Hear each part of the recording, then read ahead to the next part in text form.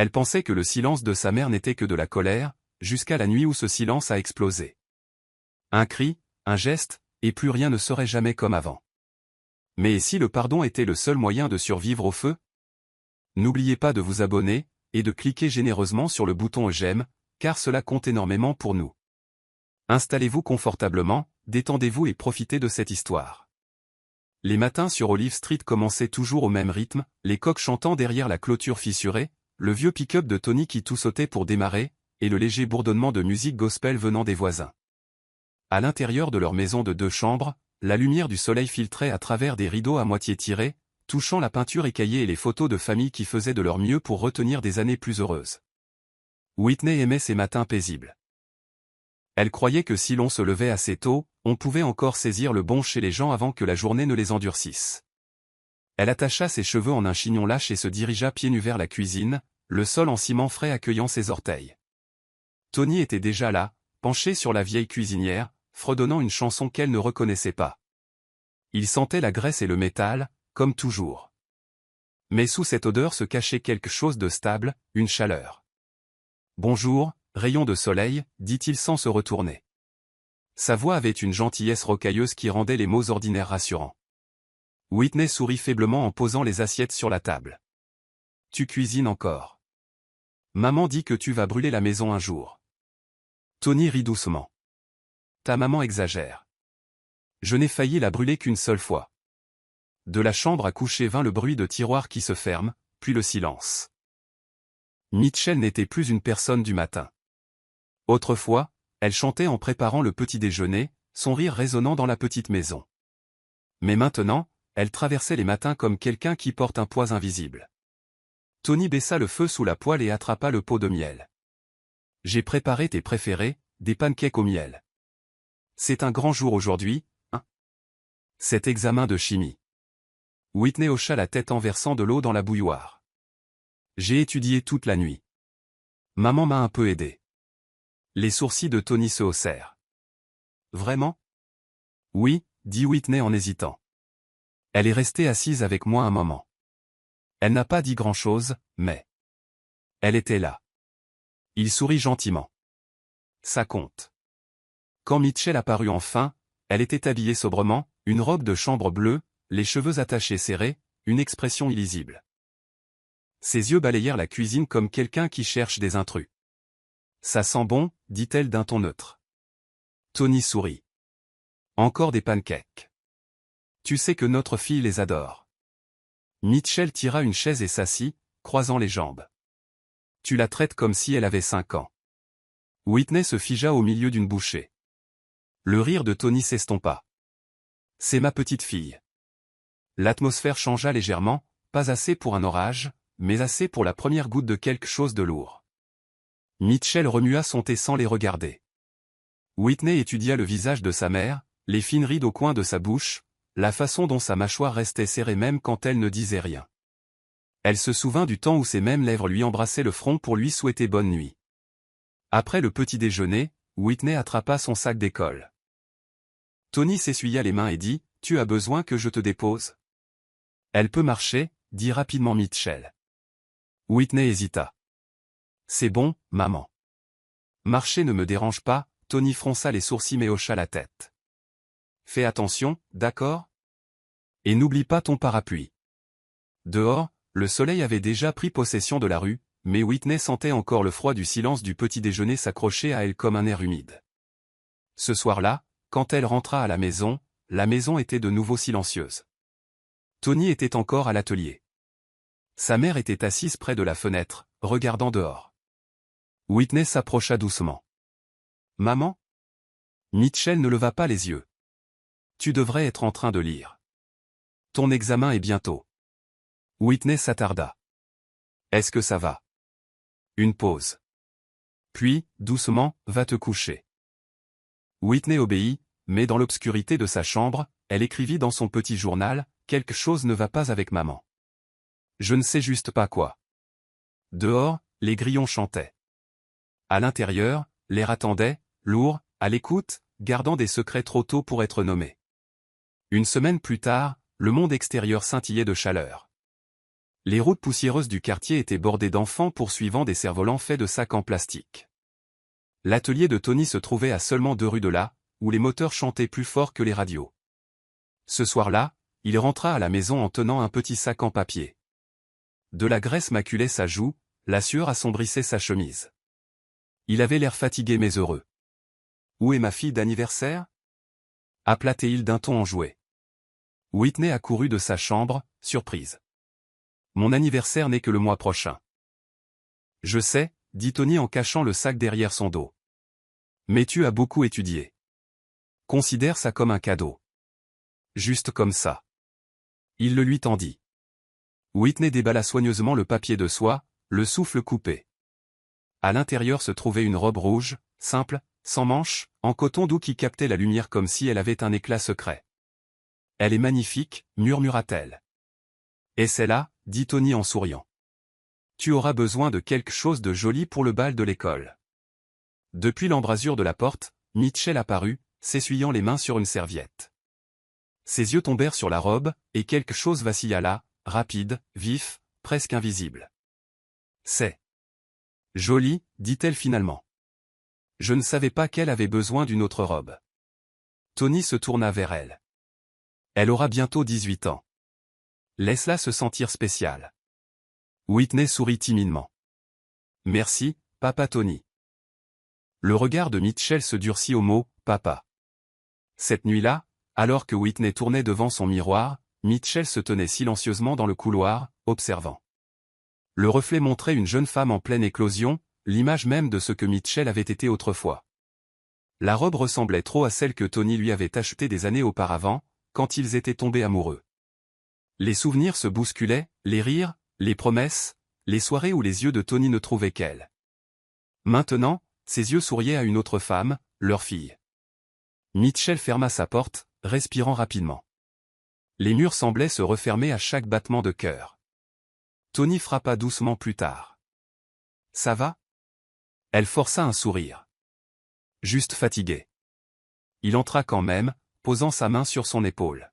« Tu as été silencieuse ces derniers temps. » Elle se raidit. « Je vais bien. »« Tu es sûr ? » Tu parles à peine à Whitney. La voix de Mitchell se brisa. « Peut-être que je suis juste fatigué de devoir rivaliser dans ma propre maison. » Tony cligna des yeux. « Rivaliser ? Avec qui ?» Elle se détourna. « Laisse tomber. » Il soupira et quitta la pièce. Seul, Mitchell s'assit sur le bord du lit, fixant son reflet. « Elle prend tout, » murmura-t-elle. « Tout. » La robe rouge était suspendue dans la chambre de Whitney, brillant faiblement au clair de lune comme une flamme innocente attendant le vent. Dimanche sentait les œufs frits et la terre humide. La pluie était tombée avant l'aube, laissant des flaques qui reflétaient le ciel gris. Tony sifflotait doucement en retournant les pancakes. « Journée en famille », appela-t-il. « Tout le monde a droit à un supplément de sirop. » Whitney rit en mettant la table. « Maman, viens manger avant que ça ne refroidisse. » Mitchell entra lentement, les cheveux enveloppés dans un foulard, les yeux illisibles. Elle s'assit sans saluer personne. Tony versa du thé dans des tasses. « Tu sais, Whit, je pourrais t'emmener à l'université de la ville le week-end prochain. Ils organisent des portes ouvertes. » Les yeux de Whitney s'illuminèrent. « Vraiment ? J'adorerais ça. »« C'est bien, » dit-il chaleureusement. La fourchette de Mitchell cliqueta. « Tu l'emmènes seul ?» Tony se figea. « C'est juste une visite. »« Qu'y a-t-il de mal à ça ?» Les lèvres de Mitchell se courbèrent légèrement. « Rien. C'est juste étrange que tu aies autant de temps pour elle ces derniers temps. » Whitney baissa le regard en murmurant « Maman, s'il te plaît. »« Ne me s'il te plaît pas, » cingla Mitchell. « Tu crois que je ne vois pas comment tu le regardes ?» Le silence s'installa dans la pièce. La pluie recommença, douce mais insistante contre le toit. La voix de Tony était calme. « Ça suffit, Mitchell. »« Non, » dit-elle en se levant brusquement. « Ça n'est jamais assez. » Elle prend et prend, ton temps, tes sourires. « C'est une enfant, » intervint Tony. « Tu imagines des choses. » Les yeux de Mitchell brillèrent. « Alors peut-être que tu devrais vivre avec ton enfant et me laisser en dehors de ça. » Tony laissa tomber sa serviette sur la table et quitta la pièce sans un autre mot. Whitney resta assise, figée, les larmes coulant silencieusement sur son visage. Elle voulait tendre la main vers sa mère, mais l'espace entre elles était devenu un canyon. Mitchell fixa sa fille pendant un long moment. « Arrête de pleurer, marmonna-t-elle. Tu as eu ce que tu voulais. » Whitney murmura si bas que c'était presque une prière, « Je voulais juste que nous soyons heureux. » Mitchell se détourna. « Le bonheur est parti quand tu as grandi. » Les pancakes refroidirent. La pluie ne cessa pas. Ce soir-là, Whitney s'assit près de sa fenêtre, regardant les lampadaires scintiller sur l'asphalte mouillé. Quelque part dans la maison sombre, sa mère pleurait aussi, mais doucement, pour que personne ne le sache. Le marché était toujours vivant, couleurs, cris, rires, ragots. Des femmes vendaient des tomates dans des paniers tressés, des enfants se poursuivaient autour de tas d'ignames. Mitchell aimait ce bruit autrefois. Il noyait ses pensées. Mais pas aujourd'hui. Elle achetait des légumes quand elle l'entendit, le chuchotement. On dit que son mari adore cette fille plus que sa femme. Une autre voix ricana. Je surveillerais ma maison si j'étais elle. Mitchell se figea. Les femmes ne la remarquèrent pas, debout derrière elle. Elle laissa son panier où il était et rentra chez elle, le cœur battant comme un tambour. Whitney accourut pour l'aider quand elle la vit rentrer plus tôt. Maman. Tu as oublié le. Laisse, cingla Mitchell en la dépassant. Le sourire de Whitney s'effaça. J'ai encore fait quelque chose de mal? Pas de réponse. Dans sa chambre, Mitchell ferma la porte et s'assit sur le lit. Les mots des femmes du marché tournaient en boucle dans sa tête, devenant plus forts, plus laids. Elle le voit aussi. Elle le voit toute. Elle imaginait les mains de Tony offrant un cadeau à Whitney, son rire quand elle parlait, la douceur dans ses yeux qui n'appartenaient qu'à elle auparavant. Quand Tony rentra plus tard, elle ne le salua pas. « Ça va ?» demanda-t-il en suspendant sa veste. « Bien. » Whitney jeta un coup d'œil depuis sa chambre, hésitante. « Papa Tony, je peux te montrer mon nouveau dessin. » Il sourit. « Bien sûr, ma chérie. » La cuillère de Mitchell glissa dans son bol avec un cliquetis sec. Tony le remarqua mais ne dit rien. Whitney lui montra son carnet de croquis, un portrait de leur petite maison sous un lever de soleil. Il l'admira, les yeux doux. « C'est magnifique, dit-il. Tu feras une grande architecte un jour. » La voix de Mitchell coupa, froide. « Architecte? Tu vas la gâter avec des rêves que nous ne pouvons pas nous permettre. » Whitney se mordit la lèvre. « J'aime juste dessiner. » Alors dessine quelque chose d'utile, marmonna Mitchell en se levant pour laver la vaisselle qui était déjà propre. Tony soupira en se frottant le front. « Ne recommençons pas ça. » Mitchell ne se retourna pas, peut-être qu'elle devrait arrêter d'agir comme ta femme. Whitney se figea, les mots la poignardant plus profondément qu'elle ne pouvait le montrer. Le ton de Tony se durcit. Ça suffit, Mitchell. Mais la graine avait déjà été plantée, une pensée empoisonnée qui ne ferait que grandir dans l'obscurité. Ce soir-là, Whitney pria silencieusement pour que sa mère l'aime à nouveau. Dans la pièce voisine, Mitchell priait pour la paix, bien que ce qu'elle voulait vraiment, c'était la possession. La lumière du soleil filtrait à travers les rideaux, peignant de doux reflets dorés dans le petit salon. Des ballons étaient maladroitement suspendus au plafond, Tony avait insisté pour décorer. 18 ans, dit-il fièrement en ajustant un ruban. Tu y crois? Whitney rougit en cachant son visage. Tu en fais trop. Absurdité, dit Tony en allumant les bougies sur un petit gâteau. Chaque année que tu vis est un grand événement. Mitchell observait depuis l'embrasure de la porte, les bras croisés. L'air sentait le sucre et la cire. Elle sourit faiblement, mais cela n'atteignit pas ses yeux. Quand Whitney souffla les bougies, Tony applaudit. Fais un vœu. Elle ferma les yeux. Je souhaite que maman sourie comme avant. Ensuite, Tony lui tendit une petite boîte soigneusement emballée. À l'intérieur se trouvait un bracelet en argent gravé de son nom. C'est magnifique, murmura-t-elle en le glissant à son poignet. Tony rayonnait. Il est parfaitement assorti à cette robe rouge. Mitchell se détourna, serrant le bord du comptoir si fort que ses articulations blanchirent. Cette nuit-là, après que tout le monde se soit endormi, elle alla à la cuisine pour boire de l'eau mais s'arrêta devant la porte de Whitney. Elle était légèrement ouverte. Le bracelet brillait sur la table, captant le clair de lune. Le journal de Whitney était à côté, à moitié ouvert. Les yeux de Mitchell parcoururent les mots écrits d'une écriture douce et inclinée, « Je crois que maman ne m'aime plus. J'espère qu'un jour elle se souviendra que je suis toujours sa petite fille. » Le verre glissa des mains de Mitchell et se brisa silencieusement sur le sol. Elle se couvrit la bouche, tremblante, un mélange de chagrin, de rage et de culpabilité. Dans le silence qui suivit, elle murmura à l'obscurité, « Il t'a déjà choisi. » À partir de cette nuit-là, son cœur devint une pièce sans fenêtre. Et quelque part dans son sommeil, Whitney rêva que les rires revenaient, ignorant que le prochain chapitre de sa vie apporterait le bruit de l'eau bouillante et le cri qui changerait tout. La maison sur Olive Street portait un nouveau genre de silence. C'était le silence qui ne se reposait pas, il écoutait. Chaque tic-tac de l'horloge murale semblait marquer une autre seconde de malaise. Le dîner attendait sur la table, riz, ragoût, poisson frit. La nourriture sentait bon, mais personne ne semblait avoir faim. Tony était assis en bout de table, le journal du soir soigneusement plié à côté de son assiette. Whitney était assise en face de lui, toujours dans son uniforme scolaire, les mains jointes sur ses genoux. Mitchell servait le ragoût sans regarder personne. Ses gestes étaient vifs, trop prudents, comme si la cuillère pouvait trahir son humeur. Tony essaya de parler de quelque chose de simple, le nouvel apprenti à son atelier qui avait presque ruiné la voiture d'un client en versant de l'huile dans le radiateur, mais l'histoire tomba à plat. Mitchell réagit à peine.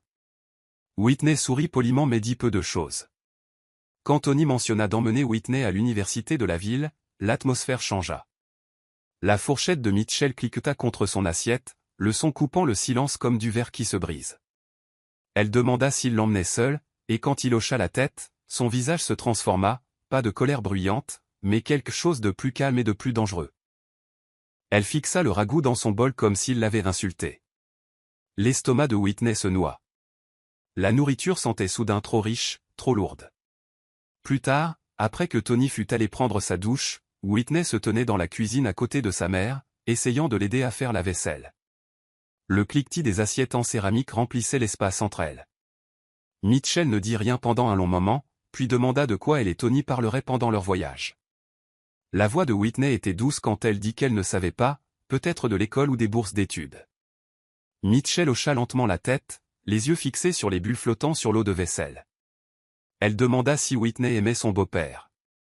Whitney dit que bien sûr, qu'il était gentil, qu'il la faisait se sentir en sécurité. Mitchell laissa tomber l'assiette qu'elle tenait. Elle ne se cassa pas, mais le bruit fit sursauter Whitney. La voix de la femme tremblait quand elle dit à sa fille d'aller se coucher. Whitney s'attarda dans l'embrasure de la porte, confuse et effrayée par la façon dont l'ombre de sa mère bougeait sous la faible lumière, agitée, instable, comme quelque chose en cage. Cette nuit-là, Tony essaya de tenir la main de Mitchell au lit, mais elle se détourna, faisant semblant de dormir. Il fixa le plafond, écoutant le rythme lent et colérique de sa respiration, sachant que quelque chose à l'intérieur de leur maison avait changé pour de bon. Le lendemain matin apporta une pluie battante. La rue était inondée de flaques peu profondes qui reflétaient un ciel gris. Tony partit tôt, sa boîte à outils cliquetant alors qu'il se dépêchait de passer le portail. Mitchell se tenait près de la fenêtre, le regardant disparaître dans la brume, les bras enroulés étroitement autour d'elle-même. Whitney était assise sur le canapé, lisant un roman pour son cours de littérature. L'histoire parlait de pardon, un thème qui semblait soudain trop grand pour son petit salon. La voix de sa mère vint de derrière elle, calme mais froide. Elle demanda si Whitney aimait Tony. Whitney leva la tête, incertaine de ce qu'elle avait entendu. Elle dit que oui, bien sûr, parce qu'il faisait partie de la famille. Mitchell s'approcha, le visage illisible. Elle demanda à nouveau, plus lentement cette fois, si Whitney l'aimait comme une fille aime un homme. La question frappa comme un coup de tonnerre. Le livre de Whitney glissa de sa main. Elle essaya de rire, de rendre cela absurde, mais le son resta coincé dans sa gorge. Elle dit qu'elle ne comprenait pas. Mitchell ne se répéta pas. Elle se tourna simplement et se dirigea vers la cuisine. La pluie battait contre la fenêtre. Whitney resta assise, figée, pendant un long moment, fixant son reflet dans la vitre, voyant l'accusation de sa mère la fixer en retour. Quand Tony rentra ce soir-là, trempé et fatigué, Whitney était déjà dans sa chambre, faisant semblant d'étudier. Mitchell servit le dîner sans un mot. Il essaya de lui raconter sa journée, un nouveau client, une grosse commande, mais elle l'écouta à peine. Son esprit était ailleurs, dans un endroit construit de suspicions et de vieilles blessures. Cette nuit-là, quand Whitney écrivit dans son journal, ces mots vacillaient sur la page, « Maman m'a regardé comme si j'étais quelqu'un d'autre aujourd'hui. J'aimerais pouvoir lui faire me voir à nouveau. » La pluie ne cessa pas de toute la nuit. Elle tapotait le toit, tapotait les fenêtres, tapotait comme un avertissement sans fin que personne ne voulait entendre. Le matin arriva, pâle et lourd. La pluie avait laissé derrière elle un silence frais. Mitchell se tenait dans la cuisine tôt, bien avant que Whitney ne se réveille. Ses mains bougeaient mécaniquement, mesurant le riz, coupant les légumes, allumant le feu. La maison sentait légèrement la fumée du bois de chauffage. La bouilloire sur le feu arrière sifflait doucement, la vapeur s'enroulant comme des fantômes. Tony avait laissé un mot disant qu'il était parti rencontrer un fournisseur. Son écriture, nette et stable, l'agaça. Elle paraissait trop confiante, trop calme. Whitney entra silencieusement, ses cheveux encore humides d'un bain rapide, vêtue d'une simple robe bleue. C'était une que Tony lui avait offerte pour son anniversaire 2 ans auparavant. La vue de cette robe fit se tordre quelque chose au fond du ventre de Mitchell. Whitney demanda si sa mère voulait du thé. La voix était douce, pleine d'espoir, comme si elle offrait une trêve. Mitchell ne répondit pas tout de suite. Elle fixa la casserole sur le feu, regardant de minuscules bulles se former au fond.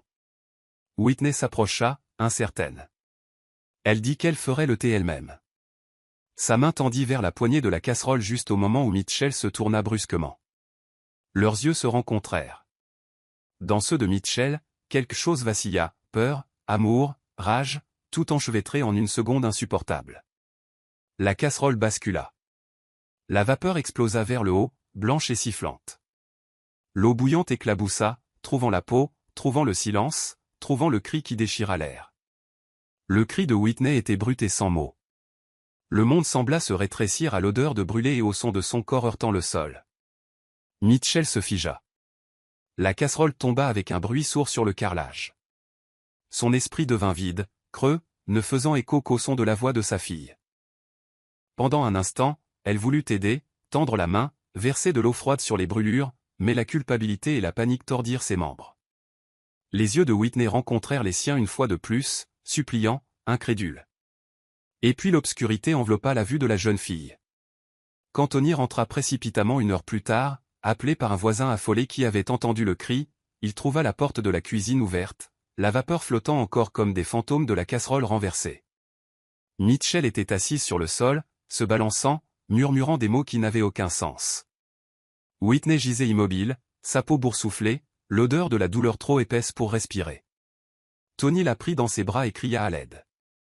Dehors, les voisins se rassemblèrent, leurs visages pâles et curieux, leur chuchotement commençant déjà. L'hôpital était tout blanc, murs, draps, uniformes, un monde dépouillé de couleurs. Whitney se réveilla sous une lumière fluorescente qui bourdonnait faiblement, l'odeur d'antiseptique piquante dans son nez. Sa gorge était irritée, son visage tendu et chaud sous les bandages. Quand sa vision s'éclaircit, elle vit Tony assis à côté de son lit, le visage mal rasé, les yeux cernés par l'épuisement. Il dit qu'elle était en sécurité maintenant. Sa voix se brisa en le disant. Whitney essaya de demander des nouvelles de sa mère, mais ses lèvres bougèrent à peine. Il détourna le regard. Une infirmière entra, vérifia son front, et lui murmura que la police avait emmené Mitchell en garde à vue. Whitney entendit chaque mot, bien que personne ne s'adressât directement à elle. Plus tard, quand Tony partit parler avec les médecins, Whitney tourna lentement la tête vers le petit miroir sur la table de chevet. Son reflet la surprit. Des parties de son visage étaient cachées sous de la gaze blanche, un œil était enflé. La peau qu'elle pouvait voir paraissait nouvelle, à vif, comme quelque chose renaissant par le feu. Les larmes la piquèrent, mais elle les laissa couler. Ce soir-là, Tony revint avec des fleurs, des lys, parce qu'elle les aimait autrefois.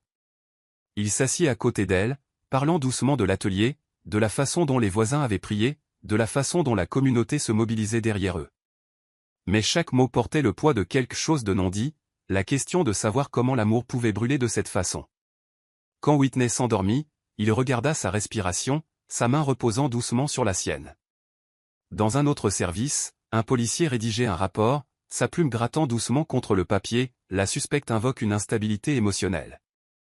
la victime et sa fille biologique. Les mots semblaient trop petits pour contenir ce qui s'était passé. Dehors, la nuit s'approfondit, et les lumières de l'hôpital brillaient comme des étoiles refusant de s'éteindre. Le matin où Mitchell fut arrêté, Olive Street se réveilla tôt. Les nouvelles voyageaient plus vite que le lever du soleil. Les femmes qui avaient l'habitude de bavarder sur son jardin chuchotaient maintenant derrière les rideaux. Les hommes faisaient semblant de ne pas regarder alors que les voitures de police s'arrêtaient. Mitchell sortit, vêtue d'une robe de chambre délavée, les poignets tremblants. Elle ne se débattit pas quand les officiers prirent ses bras. Elle ne regarda personne, sauf la maison. Ses lèvres bougeaient silencieusement, comme si elle priait ou essayait de parler à des fantômes. Tony se tenait près de la porte, le visage pâle mais déterminé. Il avait lui-même passé l'appel après que les médecins eurent confirmé que les brûlures de Whitney provenaient d'eau bouillante. Mitchell le regarda une fois, les yeux vides, et dit que c'était un accident. Il ne répondit pas. Alors que la portière de la voiture se fermait, le quartier bourdonnait de voix. Quelqu'un marmonna que la jalousie rendait les femmes folles. Un autre dit qu'il l'avait vu venir. Tony leur tourna le dos à tous. À l'intérieur de la maison, la chambre de Whitney restait intacte. Son journal était ouvert sur le bureau, une phrase à moitié terminée figée dans l'encre. La robe rouge était suspendue près du miroir, éclatante contre le mur pâle. Il la prit avec précaution, la tenant comme un souvenir qui pouvait encore couper. Dans ce silence, il réalisa que plus rien n'aurait jamais le même son. Quand il retourna à l'hôpital plus tard cet après-midi-là, Whitney demanda où était sa mère. Sa voix était petite, comme celle d'une enfant. Il lui dit doucement que Mitchell était avec la police, qu'elle avait besoin d'aide. Whitney le fixa longuement avant de murmurer qu'elle l'aimait toujours. Tony ne put parler. Il hocha simplement la tête, serrant sa main jusqu'à ce que ses articulations blanchissent. Dehors, par la fenêtre de l'hôpital, des nuages dérivaient lentement dans un ciel délavé.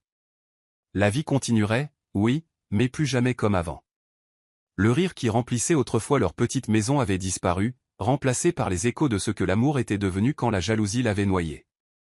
Et dans cette chambre calme, un père et une fille étaient assis côte à côte, tous deux brûlés par le même feu, l'un sur la peau, l'autre au plus profond de l'âme. Le palais de justice sentait légèrement le vernis et la pluie. La poussière flottait dans des puits de lumière matinale pâle. Les bancs étaient pleins, voisins, étrangers curieux, des gens qui souriaient autrefois à Mitchell au marché étaient maintenant assis, avides d'un spectacle qu'ils appelleraient plus tard justice.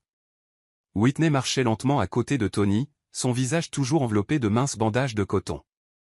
Le foulard sur sa tête flottait quand une porte s'ouvrait. Chaque flash d'appareil photo ressemblait à une petite blessure qui se rouvrait. À l'intérieur, Mitchell était assise à la table de la défense, les mains jointes, les poignets fins et incolores. L'uniforme gris de la prison la faisait paraître plus âgée. Ses yeux cherchèrent Whitney puis tombèrent. Le marteau du juge résonna comme un coup de tonnerre dans la salle.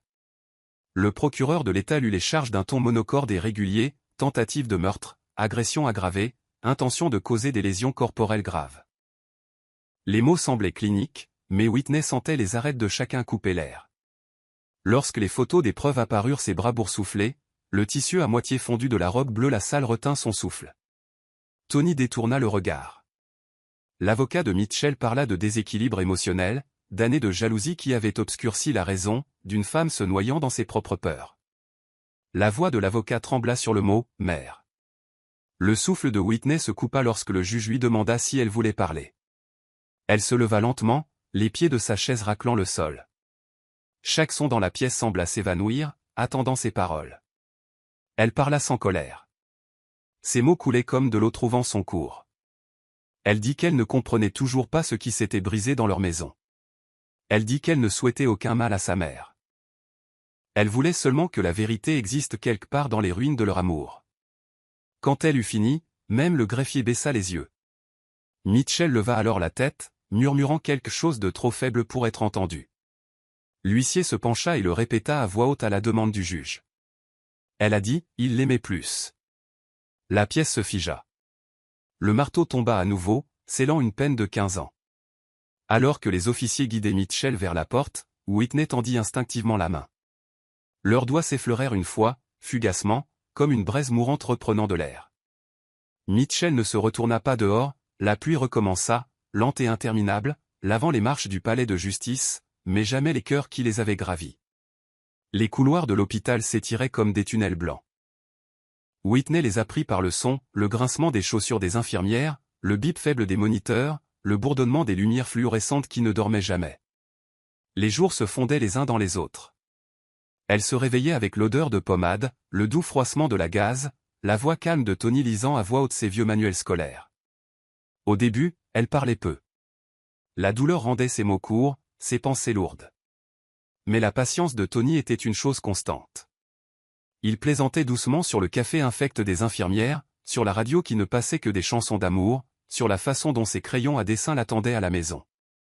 Quand elle sourit enfin, c'était petit et douloureux, mais réel. Les semaines passèrent. Le miroir de sa chambre l'effrayait. Sous les bandages, sa peau paraissait nouvelle, à vivre comme un souvenir non guéri. Les infirmières lui disaient qu'elle était forte. Elle hochait la tête mais ne le sentait pas encore. Un après-midi, un enfant d'un autre service entra timidement avec un ours en peluche, disant que sa mère lui avait dit qu'elle était courageuse. Whitney prit l'ours, sentant quelque chose se desserrer dans sa poitrine. Cette nuit-là, elle écrivit de nouveau dans son journal, d'une écriture lente et tremblante. Elle écrivit que la douleur lui enseignait la patience et que peut-être, survivre était une autre sorte de naissance.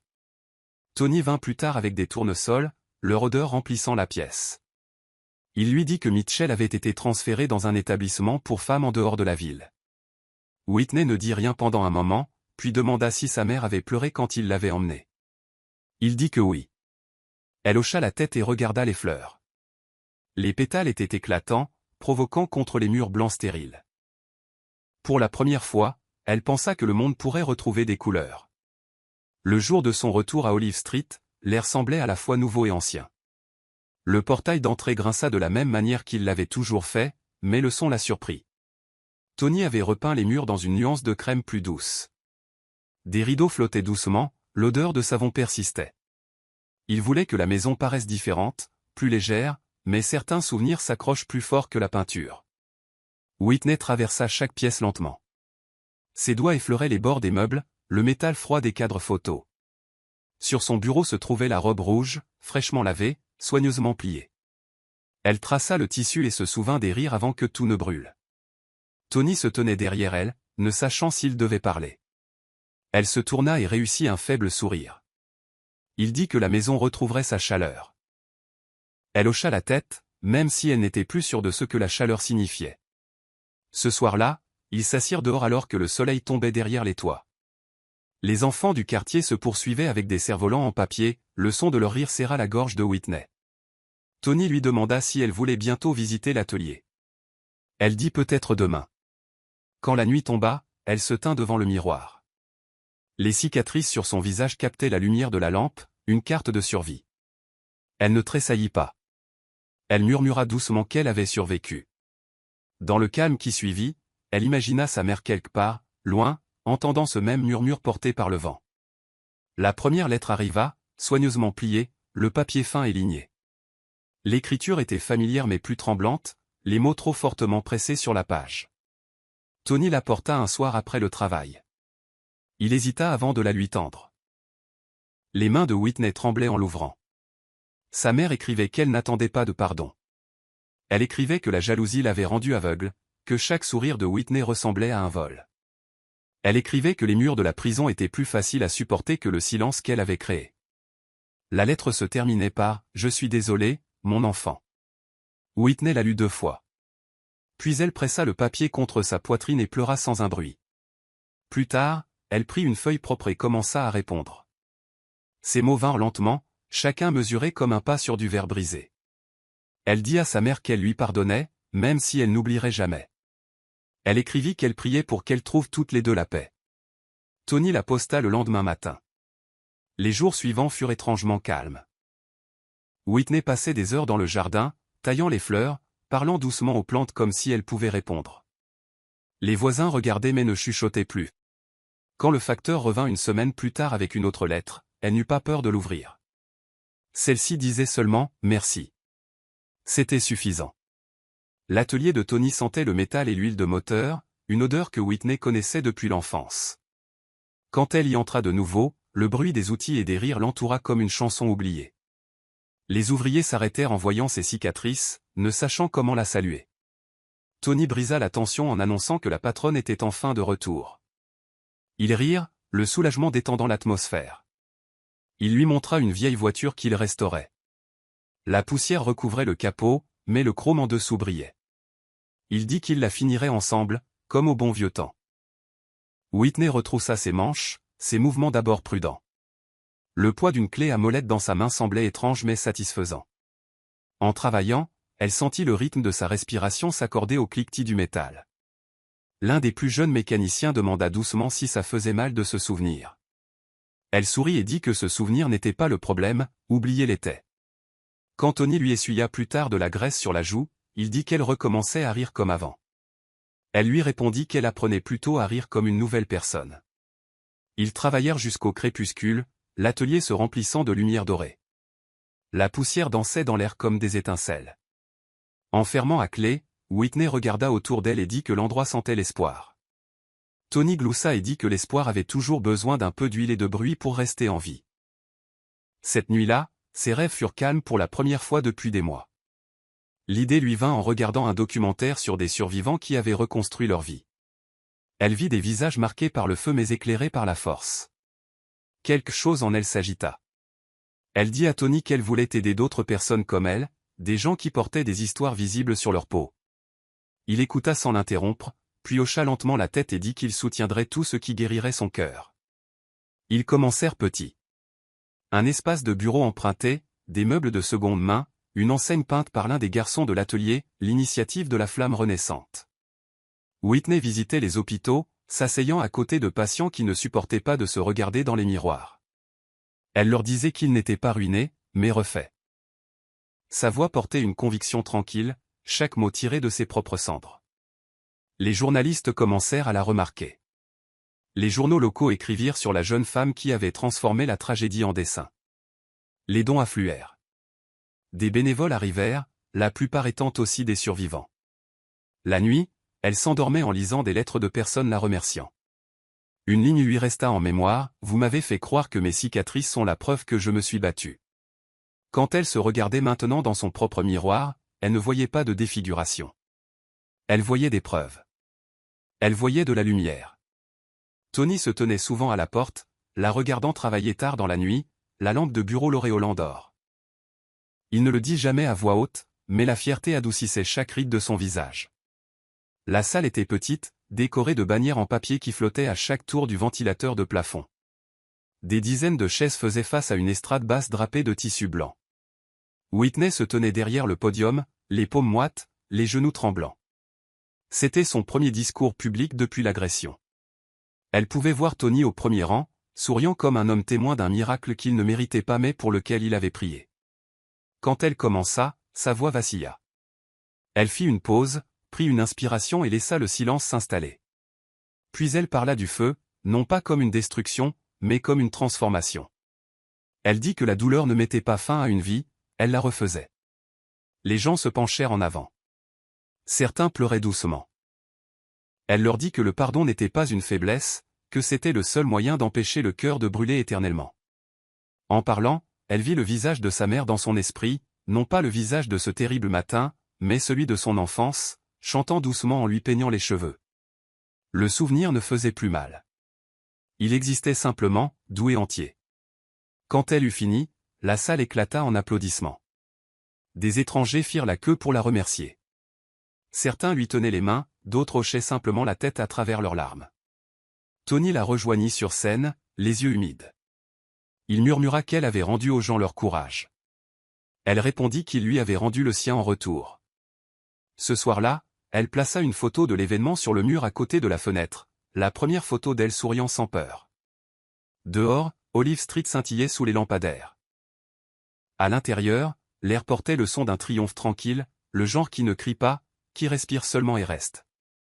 Et pour la première fois depuis le cri qui avait brisé son monde, Whitney se sentit complètement vivante. La route vers le centre correctionnel pour femmes s'étendait à l'infini sous le soleil de midi, un long ruban de chaleur et de silence. Whitney était assise sur le siège passager, les mains jointes, les paumes moites malgré l'air frais de la ventilation de la voiture. Tony conduisait en silence. Le bourdonnement du moteur comblait les pauses entre leurs pensées. Elle avait répété 1000 choses qu'elle pourrait dire à sa mère, mais aucune ne semblait plus convenir. Les mots paraissaient trop petits pour le poids de ceux qui vivaient entre elles. Quand ils atteignirent les portes, un gardien fouilla leur sac et les conduisit dans un couloir sombre. Chaque pas résonnait faiblement, le son vif contre les murs de béton. Mitchell entra lentement dans la salle de visite. Ses cheveux autrefois sombres avaient grisonné de manière inégale, ses épaules s'affaissaient sous le poids des années qu'elle n'avait pas encore purgées.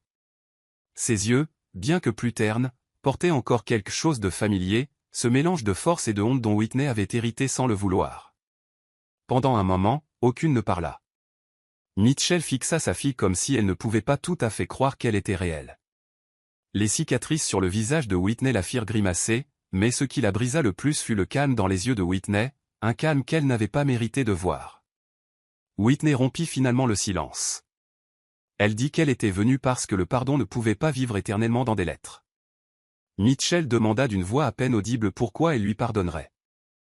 Whitney répondit que garder la colère, c'était comme boire du poison en attendant que l'autre personne meure. Des larmes se formèrent dans les yeux de Mitchell, tremblant avant de tomber. Elle dit qu'elle pensait à ce jour chaque matin, que le son de l'eau bouillante sifflait encore dans ses oreilles, qu'elle se réveillait encore avec l'odeur de tissu brûlé et de culpabilité. Whitney tendit la main à travers la table. Ses doigts effleurèrent les mains tremblantes de sa mère. Elle dit que si elle restait prisonnière du passé, alors le feu aurait gagné. Pendant un long moment, le silence remplit la pièce. Les gardiens observaient impassiblement, mais même leur posture semblait plus douce. Quand la cloche sonna pour signaler la fin de la visite, Mitchell essaya de parler à nouveau mais ne le put. Whitney se leva, pressa sa paume contre la vitre qui les séparait maintenant, et murmura qu'elle reviendrait.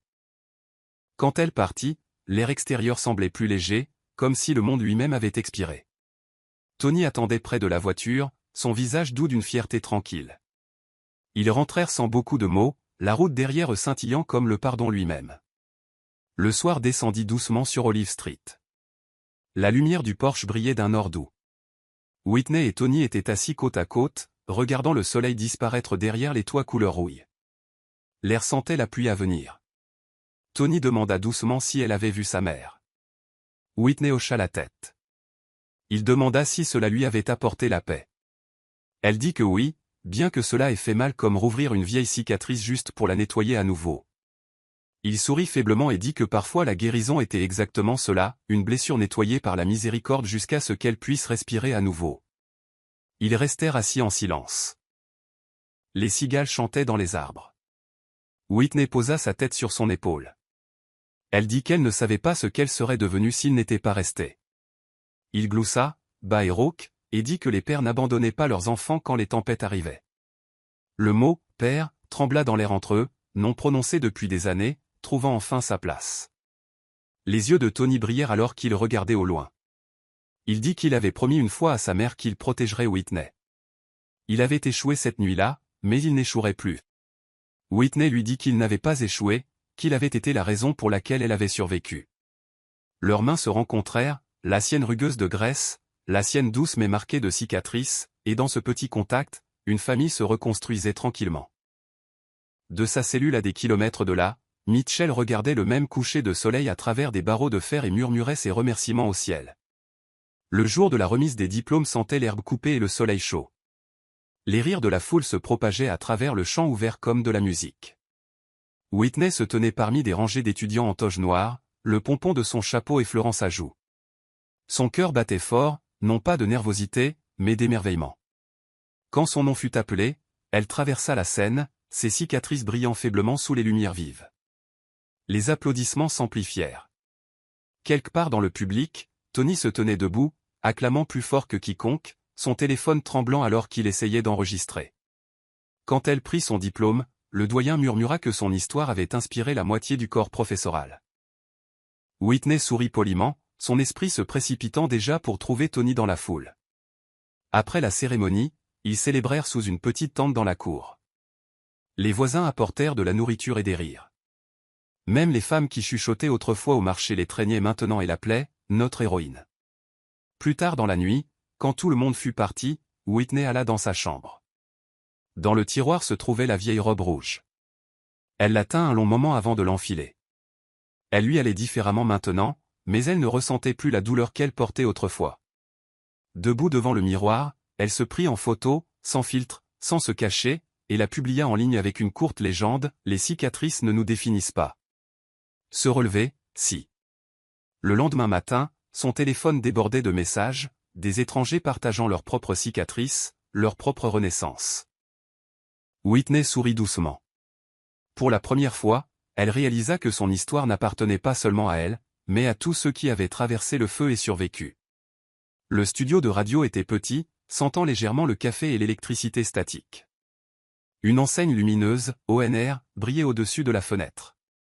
L'animatrice, une femme aux yeux chaleureux et à la voix calme, accueillit Whitney dans le siège en face d'elle. Elles parlèrent quelques minutes avant que la lumière rouge ne clignote et que l'émission ne commence. L'animatrice la présenta comme la fondatrice de l'initiative de la Flamme Renaissante, une jeune femme qui avait transformé la tragédie en espoir. La voix de Whitney, stable maintenant, remplit la pièce. Elle parla de douleur, de survie, d'apprendre que le pardon ne consistait pas à excuser le passé mais à libérer l'avenir. L'animatrice lui demanda ce qui lui avait donné la force de pardonner à sa mère. Whitney fit une pause, regardant le microphone comme s'il pouvait voir son âme. Elle dit l'amour. L'amour de l'homme qui était resté, un amour qu'elle avait décidé de garder en vie même quand il faisait mal. Les appels affluèrent après le segment. Les auditeurs parlaient à travers leurs larmes, partageant leurs propres histoires de réconciliation et de regret. Une femme dit qu'elle n'avait pas parlé à sa fille depuis des années mais qu'elle l'appellerait ce soir-là. Quand l'émission se termina, l'animatrice serra Whitney dans ses bras et murmura qu'elle avait fait plus de bien en une heure que certaines personnes en toute une vie. Tony attendait devant le studio, appuyé contre la voiture. Il demanda comment ça s'était passé. Whitney rit doucement, disant qu'elle pensait que le monde venait d'écouter son cœur battre à voix haute. Cette nuit-là, alors que les lumières de la ville scintillaient à travers sa fenêtre, elle imagina sa mère quelque part, entendant sa voix sur une petite radio et sachant que le feu s'était enfin éteint. 2 ans plus tard, le facteur arriva avec une enveloppe ordinaire. L'écriture était toujours la même, inclinée, soignée, mais plus stable qu'auparavant. Whitney s'assit à son bureau avant de l'ouvrir. La lumière de l'après-midi tombait en douces bandes sur le papier. À l'intérieur, les mots étaient peu nombreux mais pleins, « Montant ici m'a appris ce que l'amour signifie.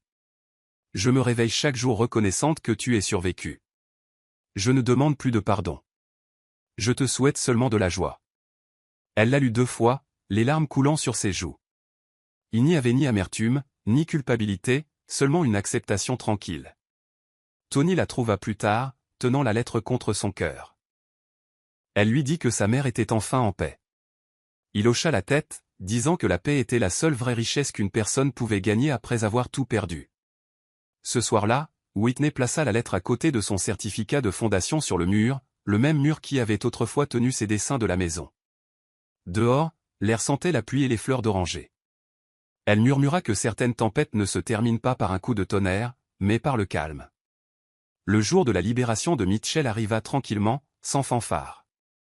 Les portes de la prison s'ouvrirent sur un lever de soleil pâle. Mitchell sortit en tenant un petit sac et un morceau de papier plié avec l'adresse de Whitney soigneusement écrite de la main de Tony. Quand elle vit Whitney attendre au bord de la route, elle se figea. La vue de sa fille, forte, belle, marquée de cicatrices mais rayonnante, ressemblait à une vision qu'elle ne méritait pas. Whitney tenait un petit bouquet de lys. Elle ne dit que 2 mots, « Bienvenue à la maison ». Les lèvres de Mitchell tremblèrent. Elle dit qu'elle ne pensait pas que Whitney viendrait. Whitney sourit faiblement et dit qu'elle ne pouvait pas la laisser marcher seule à nouveau. Elles marchèrent côte à côte en silence. Chaque pas effaçait un peu plus la distance que les années avaient construite. À la maison, Tony avait préparé un repas simple, riz, ragoût, pain frais. Il salua Mitchell poliment, son ton calme mais gentil. La table qui avait autrefois été témoin de leur douleur accueillait maintenant de nouveau des rires, doux et hésitants, comme une nouvelle langue en apprentissage. Cette nuit-là, Mitchell resta dans la chambre d'amis. Whitney lui apporta une couverture et murmura que quoi qu'il arrive, la porte ne serait plus jamais verrouillée entre elles. Quand la maison devint silencieuse, Tony se tenait près de la porte, regardant les 2 femmes qui lui avaient survécu de différentes manières. Il se murmura que certains miracles arrivent tranquillement, habillés en soirées ordinaires. Des semaines plus tard, un journaliste visita l'initiative de la Flamme Renaissante pour écrire un reportage. Whitney avait hésité, ne voulant pas la célébrité, mais Tony l'avait convaincu que les histoires ne sauvent des vies que lorsqu'elles sont racontées à voix haute. L'article parut sous le titre « Fille brûlée par la jalousie de sa mère choisit le pardon plutôt que la vengeance ». Il se répandit plus vite qu'elle ne l'avait prévu. Les dons affluèrent. Des survivants d'autres villes écrivirent des lettres de gratitude. La fondation grandit du jour au lendemain, plus de personnel, plus de sensibilisation, plus de lumière. Lors de la cérémonie de remise des prix un mois plus tard, Whitney se tenait sur une scène sous des lumières blanches douces. Elle parla de son parcours non pas comme une tragédie, mais comme un témoignage. Elle dit que l'amour, même quand il brûle, peut encore guérir si on le laisse faire. Au dernier rang, Mitchell était assise tranquillement, cachée derrière les autres. Ses yeux brillaient alors qu'elle regardait la grâce de sa fille. Quand les applaudissements retentirent, elle murmura à Tony, assis à côté d'elle, qu'il avait bien élevé Whitney. Tony secoua doucement la tête et dit « Nous l'avons tous fait.